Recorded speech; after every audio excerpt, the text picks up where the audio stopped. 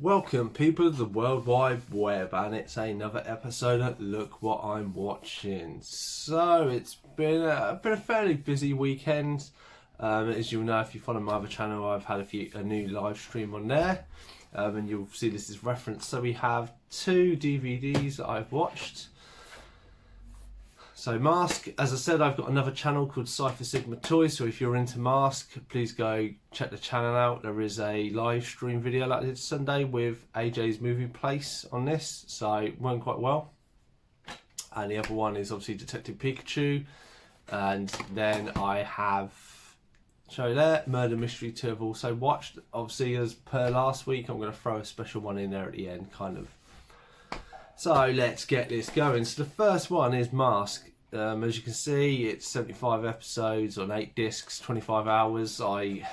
Because I had the live stream, I did spam a lot of this, so it was a bit Mask overload, should we say, just a weekend gone. But yeah, it's still a really good series. Still hold up. The animation's quite good. The disc quality is good for a DVD. I mean, this is every single episode they did, which is quite good anyway, because you'll find with like 80s cartoons and stuff, you don't always get everything.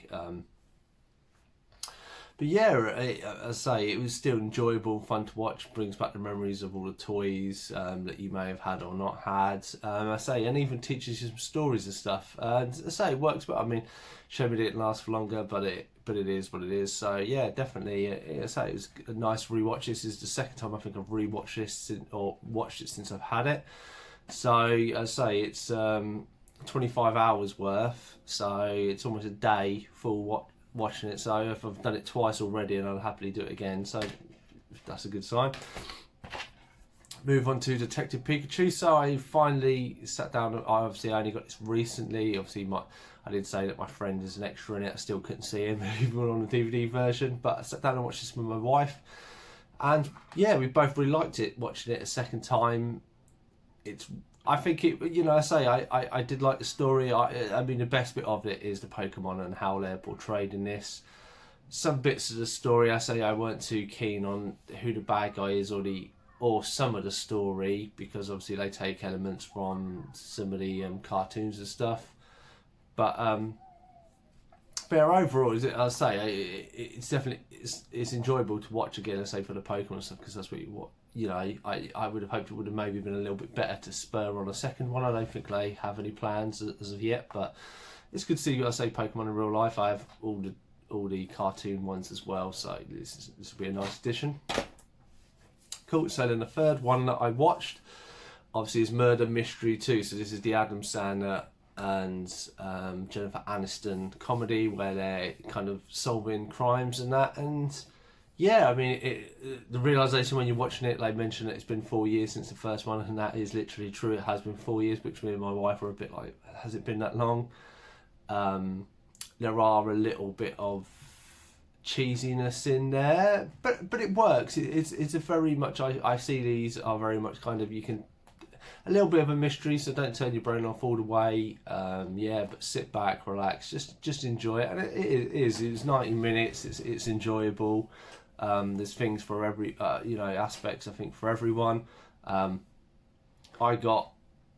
did get who the bad person was. I got it very early on, to my wife's dismay, because there are a few other twisted turns at the end.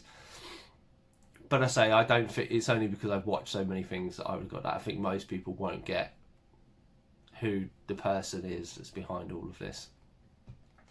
But by the by, I say it's still not a bad thing. I say it's still enjoyable to watch. It's only 90 minutes, which I think the first one was a lot longer. No, but there are, and you meet some of the characters from the previous one and stuff. And yeah, it was. I say it was good. It was enjoyable to turn off. It was nothing to write home about. I would watch it again. I'd happily watch it if there's a third one. I do like Adam Sandler. It's not his best work.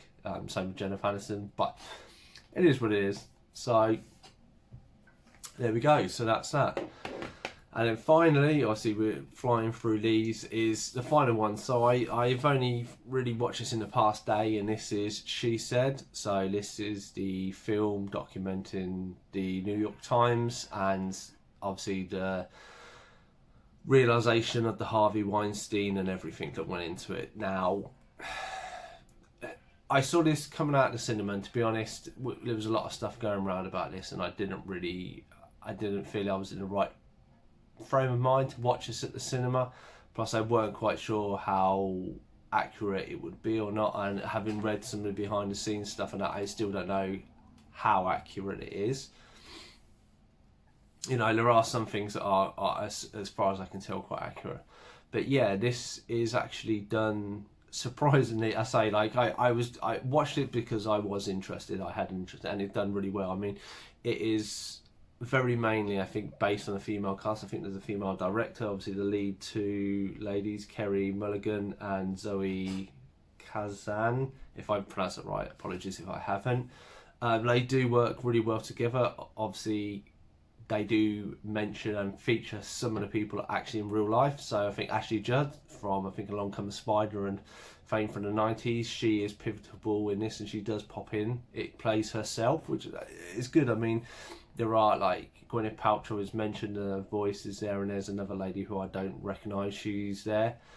Then there's Rose McGowan, who didn't lend her voice to it, that was someone else. But by the by, it is very well done.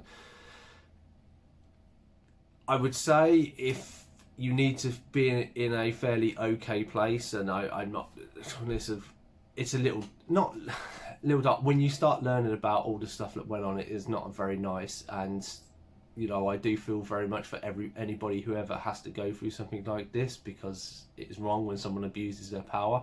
It doesn't matter who that person is. You know, whenever anything happens between two people, it should be consensual. And Harvey Weinstein obviously felt he was in a position of power, that he could abuse that, and that is totally wrong.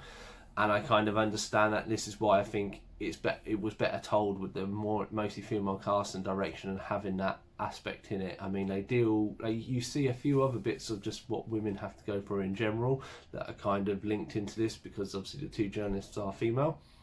And I think, as I say, I think it's done really well. You sympathise, that you learn what they go through, and it gets very emotional at times because of all the stuff. And like, there are, obviously, I don't know how factual it is, but there are a lot of loopholes and laws and all this stuff. And in a way, it almost looks like it's kind of set up to be against women and or people who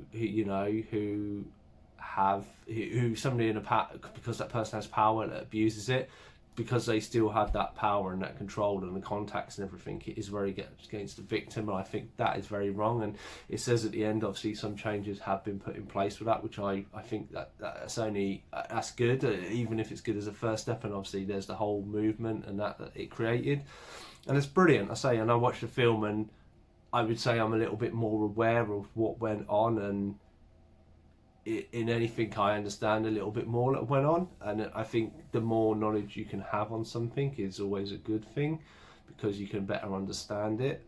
But yeah, it is. I wasn't expecting it to be as good as it was, and it was a really, really good film. I know a lot of people have said it should have been up for Oscars, but I think the whole topic is a bit taboo in Hollywood and stuff, and who knows if the people who do the Oscars are linked with Harvey Weinstein. I don't know any of that. But yeah, it was it was, you know, very, very good. And it is quite interesting to have all this and be so public, to have then made it into a movie. But yeah, I say it is definitely, like I say, I watched it on a streaming site, a legitimate streaming site, Rakuten. I'm not paying advertisement, just saying I don't illegally stream anything. I probably will buy it if I see a fairly cheap copy of it. That's just how I roll. That's not saying it's a bad film. I'm just saying I don't normally pay full price for stuff. But yeah, it's definitely like my star recommend of this week. It's not something, you know, as I say, I was running to the cinemas to see. I was more interested in it, and I think just anything to take away from this video, and people out there, is don't go off don't necessarily go off reviews, don't go off IMDb, don't go off because people are saying it's rubbish or it's a subject matter. I think you need to have a more open mind, you know, in the world, and go to films about different subjects, because you appreciate it more and you find stuff that you enjoy more and you learn something from it. So it's beneficial on that point.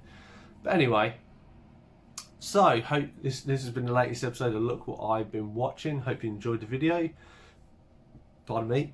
Please do like, comment and subscribe. Obviously, as I say, I go through random lists of DVDs and films and it fluctuates between week if there is something specific you want to watch. If not, I've got 2 movies coming up in the next few days, so there'll be 2 movie reviews this Easter bank holiday. Hope everyone out there is having a good time and has a nice Easter, and I'll see you in the next one.